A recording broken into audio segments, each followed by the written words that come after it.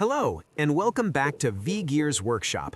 Today, let's talk about modern 3D printing technology. The advantages are truly amazing. The prints are getting more and more precise, and the surface quality is just beautiful. Plus, the software is incredibly user-friendly now, even if you are not a tech expert. And best of all, the machines are getting cheaper every day. If you own a 3D printer like I do, you can solve everyday problems so efficiently. Here is a perfect example from my own experience. I often use my laptop screen to guide people through various technical drawings. The problem is the mouse cursor is just too small to see clearly, and if I use my hand, my big fingers end up blocking important details on the screen.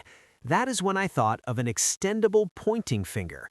Obviously, this is not a brand new idea. Many people have had the same thought and kindly shared their 3D models online. So I simply downloaded a file, printed it out, and just like that, the problem was solved.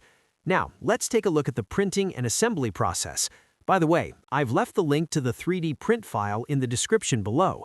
Have a wonderful day, and please don't forget to subscribe to the channel so you will not miss out on my latest videos.